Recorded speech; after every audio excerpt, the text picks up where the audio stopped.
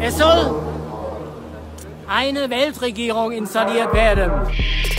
Seit der Moderne ist das eigentlich die antisemitische Erzählung schlechthin. Wie sieht es denn mit den Rothschilds aus? Regieren die Rothschilds wirklich die Welt? Habt ihr wirklich das ganze Geld der Welt? Diese Kombination Rassismus plus Verschwörungsmythen, das ist dann sehr explosiv.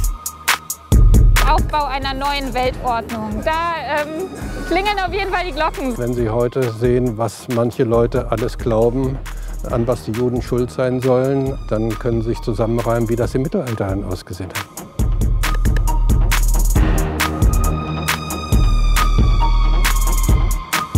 Ich wohne hier im Ostend in Frankfurt und früher war das ein ganz jüdisches Viertel. Heute ist davon eigentlich nicht mehr richtig viel über, bis auf die Stolpersteine, die hier überliegen. Und das ist schon krass, denn auch bei mir in meinem Haus haben früher Juden gewohnt, bis sie deportiert wurden und ermordet wurden, nur weil sie Juden sind. Und dieser Judenhass, der hat ja auch nicht 1933 angefangen, den gibt es ja schon viel länger. Aber was ich mich frage, ist, wo kommt der denn her? Wie kann es sein, dass wir so einen tief sitzenden Judenhass in unserer Gesellschaft haben? Der muss ja einen Ursprung haben.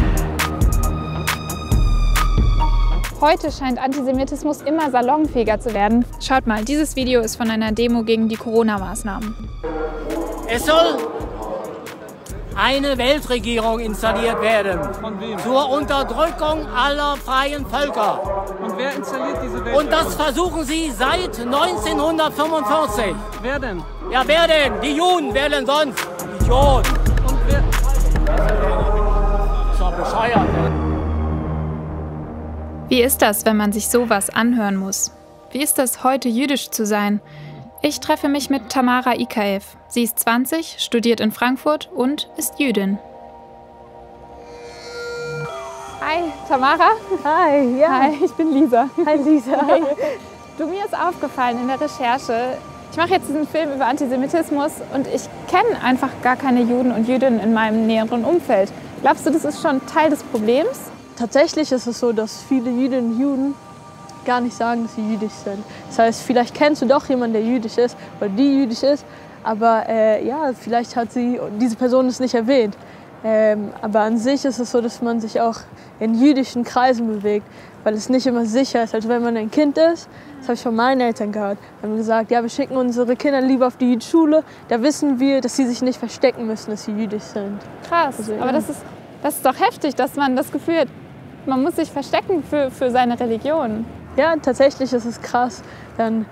Ich habe mich auch persönlich gefragt, warum ist das so? Liegt es an mir? Was für Vorurteile begegnen dir so im Alltag? Ganz, ganz viele. Wo soll ich nur anfangen? Tamara, du siehst gar nicht jüdisch aus. Dann habe ich den Jungen auch gefragt, wie sieht denn ein Jude aus? Ja. Und er hat gemeint, ich weiß nicht, habt ihr nicht große Nasen, habt ihr keine Schläfenlocken? Und dann denke ich mir auch, nein, so. Ja. Und ja, du lachst, aber ich will auch gern lachen, aber ich kann leider nicht über sowas lachen, weil ich doch auf der Straße mit sowas so Aussagen konfrontiert wurde. Ich habe zum Beispiel eine Judaica-Kette getragen, also 2 hebräische Buchstaben. Da wurde ich auch angesprochen, bist du jüdisch? Dann wurde ich angespuckt.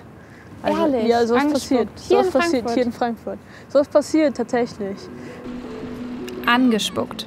Offener Antisemitismus mitten in Deutschland. Heutzutage. Krass. Aber wo kommt dieser Judenhass nun eigentlich her?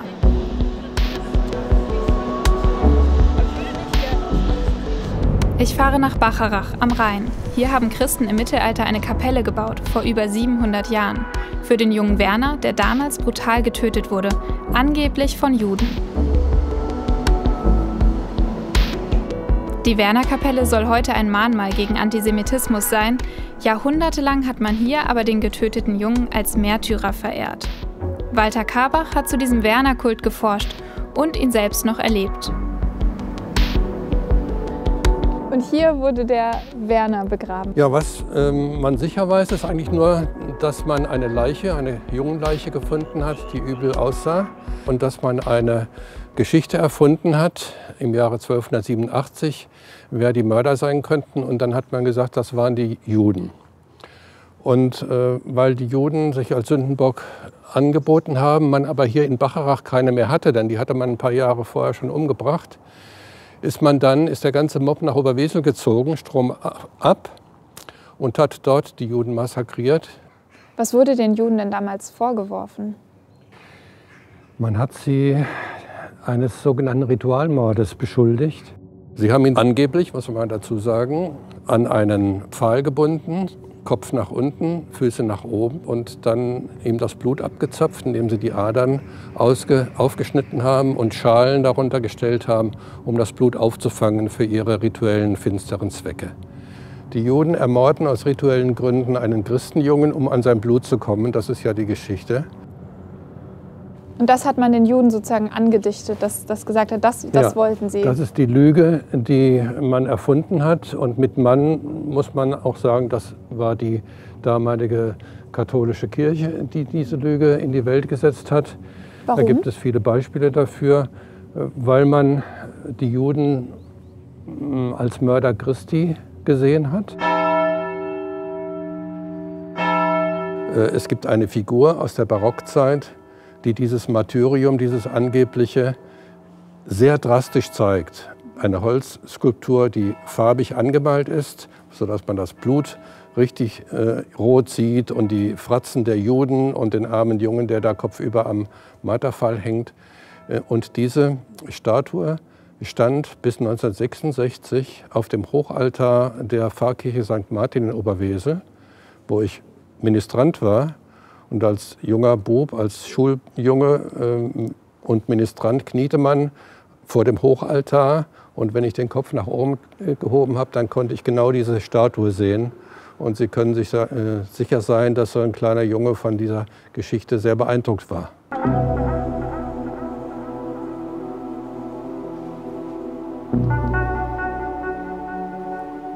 Heftig. Heftig, das ist die Holzskulptur, vor der Walter Karbach noch knien musste in den 60er Jahren. Ich kann mir gar nicht vorstellen, dass sowas in der Kirche auf dem Altar angebetet wurde. Ich meine, die Juden hier drauf, die sehen aus wie Monster, so richtig böse. Das Foto ist für Tamara. Das muss ich ihr zeigen.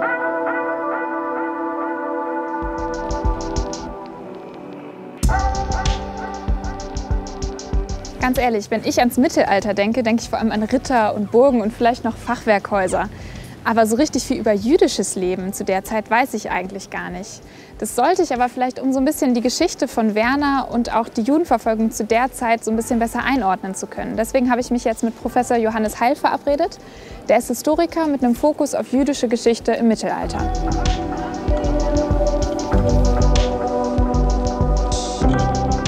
Hallo, Herr Heil. Ich grüße Sie, Frau Munkelberg. Können Sie mir sagen, wie war es für Juden im Mittelalter zu leben? Wie war das? Ja, wir sind hier in Friedberg in der Judengasse, ganz nah an der Hauptstraße und der Kaiserstraße, an einem der bedeutendsten jüdischen Orte in Europa. Das war eine der größten Gemeinden, das war eine der kontinuierlich existierenden Gemeinden, im Unterschied zu anderen in großen Städten wie Köln oder Regensburg, wo die Juden Ende des Mittelalters vertrieben wurden, gab es hier wie in Frankfurt und in Worms eine durchgängige Präsenz von Juden bis in die Zeit des Nationalsozialismus. Und wenn Sie sich die Lage nur auch dieses Quartiers hier anschauen, dann können Sie eigentlich sehen, dass das eine ganz zentrale Lage in der Stadt war. Mittendrin, aber trotzdem ausgeschlossen. Juden durften im Mittelalter keine handwerklichen Berufe ausüben, einige wurden Geldverleiher. Das war damals den Christen verboten. Was waren denn so Vorurteile gegenüber Juden und Jüdinnen im Mittelalter? Eines der Vorurteile war, dass sie die Christen ausrauben durch hohe Zinsen. Das war das, was popularisiert wurde. Tatsächlich war der Zinssatz sehr hoch. Juden wurden auch darauf reduziert, dass sie eigentlich nur Geldverleiher seien und das Geld an das Geld der Christen wollten. Das war die Polemik. Dass sie nicht gläubig sind, dass sie den Herrn ans Kreuz geschlagen hätten, das waren die religiösen Komponenten davon. Was hatte die Kirche denn davon? Warum haben die das gemacht? Identitätsbildung. Dass man über die Beschreibung des anderen, über seine Fehler, über seine Defizite, christliche Identität auf ganz einfachem Wege darstellen konnte. Schaut da, die Juden, sie glauben nicht an den Herrn Christus. Da sind die Juden als schlechtes Beispiel für jede Predigt etabliert. Wenn Sie in die Handschriften schauen, wenn Sie in die Texte schauen, Sie finden kaum eine Predigt, die nicht von Juden handelt. Das heißt, es wird permanent eingehämmert, das sind die anderen und schaut hin, wie schlecht sie sind. Und das zerstört natürlich leise, aber beständig diesen Alltag, wo man eigentlich hinlänglich zusammen wohnt und zusammen lebt. Ja, das stimmt. Das stimmt. Und das ist genau die Frage, die ich mir eigentlich stelle. Dass ich denke, wie kommen die Leute dazu? Und wieso ist es dann doch oft derselbe Sündenbock? Also wie kann es sein, dass es im Mittelalter schon die Juden waren und heute spricht man von einer Weltverschwörung? Da, wo sich heute Antisemitismus artikuliert, teilweise ganz brutal und direkt, ist das eben auch eine Fokussierung dessen, was an Vorurteilsstrukturen gegenüber anderen Gruppen in der Gesellschaft da ist. Also die Vorurteile gegen die Juden, die einfach schon über Jahrhunderte genährt wurden? Die über Jahrhunderte genährt sind, das ist ein etabliertes Wissen. Und da lassen sich andere Gruppen, die man als Gruppen definiert, andocken. Muslime, Flüchtlinge, Homosexuelle, wie auch immer. Das heißt, ein Muster, ein Rahmen, der einfach übergestülpt wird. Das heißt, wenn wir uns heute richtigerweise, notwendigerweise mit Antisemitismus beschäftigen, kommt auch immer dazu, dass das ein viel weiterreichendes Krisensymptom unserer Gesellschaft ist. Und die Juden im Zentrum stehen, weil sie historisch etabliert sind. Die Juden sollen also an allem schuld sein, weil sie schon immer an allem schuld waren? Das reicht mir noch nicht. Friedberg ist einer der wenigen Orte, wo man heute noch Spuren von jüdischem Leben aus dem Mittelalter finden kann. 1260 hat die Gemeinde hier eine Mikwe gebaut, ein Bad für rituelle Waschungen. Mir war irgendwie gar nicht klar, wie weit die jüdische Tradition schon zurückreicht. Das liegt wahrscheinlich auch einfach daran, dass es nicht mehr so viele Spuren, gerade aus dem Mittelalter, heute noch gibt. Also ich glaube, diese Mikwe hier ist echt eine absolute Ausnahme, dass noch was erhalten ist. Aber solange wie die jüdische Tradition zurückreicht, scheint auch echt dieser Hass gegen Juden zurückzureichen. Und zwar immer wieder aus denselben Vorurteilen. Und das ist heute ja echt nicht anders. Auf Social Media heutzutage ist man gar nicht geschützt vor sowas. Ich meine, wenn man einen Post sieht über Israel und dann die Kommentare öffnet, da wird gegen einen, also man fühlt sich persönlich angegriffen. Ja, dann heißt das ja, die Juden töten palästinensische Kinder. Und dann frage ich auch, die Juden, palästinensische Kinder, wo ist der Bezug? Es kommt darauf an, aus welcher Perspektive man drauf schaut. Es gibt zum Beispiel die Musikbranche. Da gibt es ja ganz, ganz viele Verschwörungsmythen. Und zum Beispiel, wir sind im wunderschönen Frankfurt, da fällt mir ein Lied ein, 069 und dann Rothschild-Theorie. Stimmt, so fängt es an von Haftbefehl, genau, gleich am Anfang. Genau. Ne? 06069, Rothschild-Theorie, jetzt wird ermordet! Einfach mal Rothschild-Theorie gedroppt. Dabei geht es in dem Lied und in dem Video eigentlich nur um Frankfurt und nicht um Juden. Das macht Haftbefehl ganz versteckt. Man erkennt den Antisemitismus kaum. Und die Zeile habe ich ehrlich gesagt auch schon mal so mitgesungen. Eigentlich ist es echt krass, wenn man darüber nachdenkt. Wie sieht es ja mit den Rothschilds aus? Regieren die Rothschilds wirklich die Welt? Oder habt ihr wirklich das ganze Geld der Welt? Und natürlich ist es krass, wenn man sich dann dafür rechtfertigen muss. Und es ist schade, dass vor allem Jugendliche diese Lieder hören und es einfach rezitieren, also es einfach singen, ohne wirklich zu wissen, was es heißt. Und das ist das, was mich irgendwo auch verletzt und traurig macht. Rothschild-Theorie. Die berühmte Bankerfamilie aus Frankfurt soll angeblich im Hintergrund das gesamte Weltgeschehen lenken. Und alle Juden sind reich. Ein ziemlich hartnäckiger Verschwörungsmythos. Frieden, Freiheit, Demokratie. Frieden, Freiheit. Und solche Mythen, so absurd sie auch sind, die findet man aktuell vor allem auf den Demos gegen die Corona-Maßnahmen. Ich bin auf der Frankfurter Demo der sogenannten Querdenker. Was glauben die Leute hier? Und hat das dann direkt was mit Antisemitismus zu tun? Ich bin vom Hessischen Rundfunk. Könnte ich Ihnen ein paar Fragen stellen? Dann alles verzerrt möchte ich nicht. Wir sind vom Hessischen Rundfunk. Nein, danke. Okay, alles klar. Ihr Kollege hat mir gerade so einen Flyer gegeben. Könnte ich Sie vor der Kamera ein paar Sachen dazu fragen? Also Punkt 1 auf dem Flyer ist auf jeden Fall direkt, dass es die BRD eigentlich gar nicht gibt, sondern wir in einer Deutschland-AG leben. 11. September 2001, Aufbau einer neuen Weltordnung. Also bei Neue Weltordnung, da klingeln auf jeden Fall die Glocken.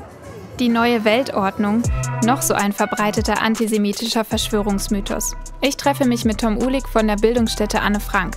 Er kennt sich mit Verschwörungsmythen aus und soll mir das mal erklären. Machen wir mal so. Corona-Check. Aber ist das jetzt irgendwie auch Antisemitismus oder ist das einfach Wirrwarr?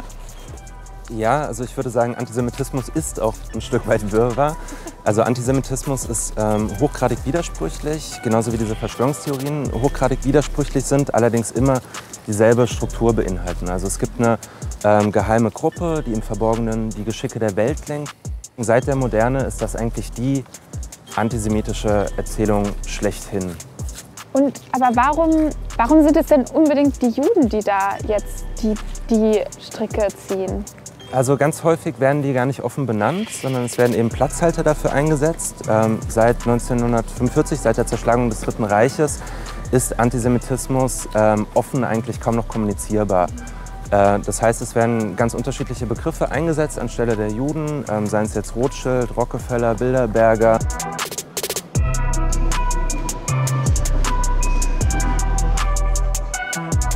Aber warum genau ist Bill Gates auf Ihrem Plakat? Das ist ein reicher, mächtiger Mann, der sehr interessante Interviews gegeben hat. Über überbevölkerten Planeten, über Eugenik. Also glauben Sie, er steckt dahinter? Oder was? Ich möchte gar nicht darüber reden. Die Agenda ist so komplex und es geht um so viele Persönlichkeiten. Gerade bei diesen Demonstrationen, also wenn man die Leute da fragt, wie die Verschwörung eigentlich genau aussieht, wird man ganz unterschiedliche, auch sehr widersprüchliche Dinge zu hören bekommen. Entweder Corona gibt es nicht oder Corona gibt es schon, aber es ist nicht so gefährlich, oder Corona gibt es schon und es ist gefährlich. Kommt aus dem Labor. Das Schlimme sind eigentlich die Impfungen und so weiter und so fort. Also das widerspricht sich alles gegenseitig. Ja. Und es zeigt, finde ich, für uns auch, dass es um diese einzelnen Bilder, um diese einzelnen Personen, die da rausgegriffen werden, eigentlich nicht geht. Ist denen dann überhaupt klar, dass sie so antisemitische Muster bedienen? Es gibt immer wieder ein paar professionelle Propagandisten und Agitatoren, die, denke ich, ziemlich gut wissen, was sie machen. Aber ich würde sagen, vielfach ist es nicht besonders durchdacht. Und ich glaube auch, dass häufig die antisemitischen Motive der Verschwörungstheorien den Menschen, die die Verschwörungstheorien verbreiten, selbst verborgen sind. Dass der mittlerweile so versteckt ist, der Antisemitismus, das hat sich echt verändert seit dem Mittelalter. Aber die Bilder, die eigentlich kaum, wenn ich an Werner und den Ritualmord denke. Heute würde man dazu wahrscheinlich Verschwörungstheorie sagen, kehrt gerade wieder in Gestalt dieses QAnon-Kultes, wo eben genau diese Kindsmord-, Ritualmord-Legenden und so weiter wieder aufgewärmt werden.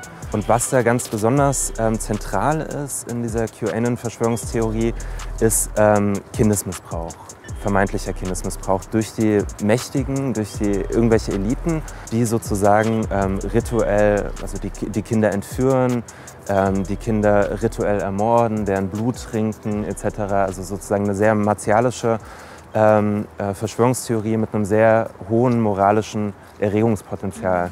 Ja klar, wenn es um Kinder geht, das ist immer genau, die Kinder sind gefährdet. Ja. Jetzt müssen wir unbedingt einschreiten. Und diesen Handlungsdruck verspüren die Leute auch. Also jetzt unbedingt einschreiten zu müssen und diese Kinder zu retten. Antisemiten fühlen sich also ausgeliefert als Opfer im Kampf gegen die Eliten, also die Juden. Die da oben, wir da unten. Aber wie kommen Juden eigentlich zu diesem Ruf, so mächtig zu sein? Das Judentum ist die erste Religion, wo jedes Kind lesen und schreiben können soll. Ja? Die Religion der Bildung. Das ist sozusagen, was das Judentum in die Welt gebracht hat. In allen anderen Formen von Rassismus und Menschenfeindlichkeit oder auch zum Beispiel Sexismus, Antifeminismus werden die Menschen abgewertet. Aber im Antisemitismus wird behauptet, die sind besonders schlau. Deswegen verbindet sich der Antisemitismus immer mit Verschwörungsmythen. Wenn jemand an Weltverschwörung glaubt, glaubt er nie an die Weltverschwörung der Brasilianer oder der Quäker, sondern landet immer wieder dran. Die eigentlichen Superverschwörer, das sind die Juden. Heißt das, Antisemitismus ist eigentlich immer verknüpft mit einer Verschwörungserzählung? Ganz genau. Also wenn Sie eine Rassistin zum Beispiel haben, ja, und die sagt, ja, Roma und Sinti, ja, die nenne ich Zigeuner und die können ja gar nicht sesshaft sein, dann ist das ein übler Rassismus. Es wertet die angegriffene Gruppe ab, ja. Aber richtig gefährlich wird's natürlich, und so war es zum Beispiel bei den deutschen Nationalsozialisten, wenn es heißt, ja, da stecken die Juden dahinter. Die Juden haben nämlich die Migranten zu uns geholt, die Roma und Sinti, die Afrikaner. Ja, bei Hitler in Mein Kampf heißt es dann, Zitat, der Jude holt den Neger an den Rhein. Zitat Ende. Das heißt, das wird also in eine Verschwörungserzählung verpackt. Und ich kann jede Gruppe, die ich nicht mag oder vor der ich Angst habe, da reinpacken. Und wie ist die Situation heute? Also welche Form hat Antisemitismus heute? Also wir haben heute sehr stark, gerade auch in Deutschland, den sogenannten libertären Antisemitismus. Die vermeintliche jüdische Weltverschwörung, die bedroht unsere Freiheit. Also die wollen sozusagen uns einsperren, die wollen uns unsere Rechte nehmen. Und das haben wir jetzt ganz stark zum Beispiel auch in den Covid-19-Maßnahmen. Ja, wenn es dann heißt Kontakteinschränkungen und so weiter, dann ist es für viele Menschen ganz schwer zu ertragen, dass man da keinen Schuldigen haben soll, sondern die sagen, wenn ich weiß, wer da schuld ist, dann kann ich die Person oder die Gruppe anschreien, anbrüllen. Ich kann gegen die demonstrieren, weil die Leute sich dann wirklich einreden, ich bin doch hier das Opfer. Ich werde doch angegriffen und wenn ich Gewalt anwende, dann ist es ja nur Notwehr. Und das macht das Ganze so gefährlich. Deswegen ist Antisemitismus halt auch nicht nur irgendein Rassismus oder irgendeine gruppenbezogene Menschenfeindlichkeit, sondern sie ist immer verbunden mit dieser Wahnvorstellung von einer vermeintlichen Verschwörung. Ja, aber was mache ich, wenn ich mit Leuten zu tun habe, die an Verschwörungen glauben? Und zwar nicht nur auf einer Demo, sondern auf der Arbeit, bei Freunden oder der Familie. Das Problem ist natürlich, dass ich Verschwörungstheorien, weil sie in sich widersprüchlich sind, argumentativ eigentlich kaum begegnen kann. Also dann beginnt die Faktenschlacht, dann beginnt das Faktentennis, wo ständig eben neue Fake Facts oder vermeintliche Fakten erfunden werden, ich wieder widerlegen muss und ich komme in so eine Spirale rein, aus der ich nicht mehr rausfinde. Weshalb wir sagen würden, dass gerade wenn es Freunde tatsächlich sind oder so, tatsächlich vielleicht auch einfach die Frage zu stellen, wie geht's dir in dieser Corona-Situation? Hast du Angst? Bist du überfordert? Fühlst du dich einsam? Etc. Wenn man sich selber informiert hat und die Psychologie und Geschichte einmal verstanden hat, wird man selber dagegen immun. Und dann kann man andere schützen. Wir wissen heute, dass man am Anfang von so einem Verschwörungsglauben die Menschen auch tatsächlich noch stabilisieren kann. Wenn jemand hat 15 Jahre da drin steckt, dann ist das eher schon wie ein Sektenausstieg. Aber bei Menschen, die am Anfang stehen, können wir mit Aufklärung und Bildung und Begegnung noch verhindern, dass sie in diesen Verschwörungswahn abrutschen.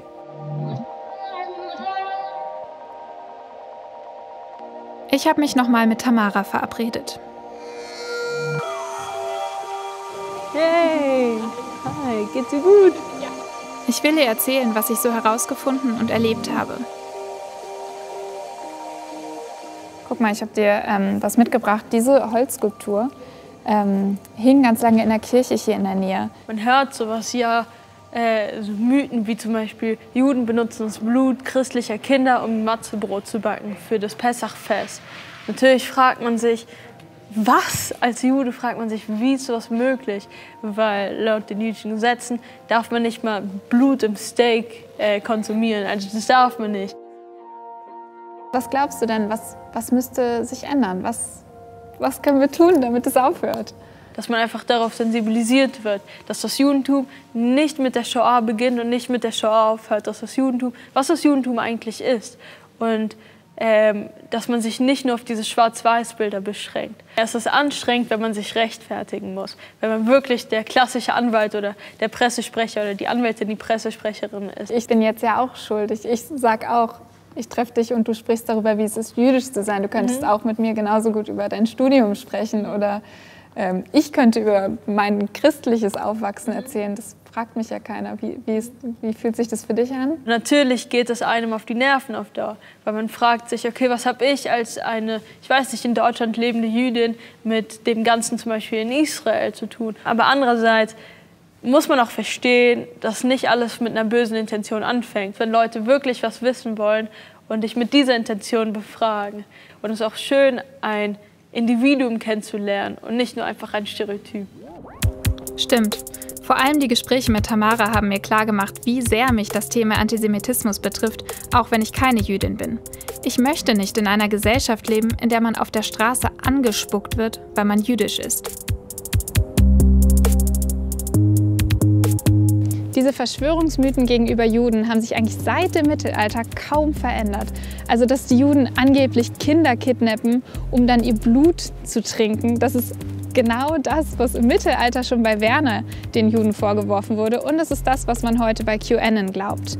Nur der einzige Unterschied ist eigentlich, dass man heute nicht mehr offen die Juden beschuldigt, sondern eben sagt, ja, die Eliten, die da oben oder die Rothschilds sind schuld. Aber in der Sache hat es sich seit über 700 Jahren nicht verändert und ist genauso idiotisch und gefährlich wie schon damals.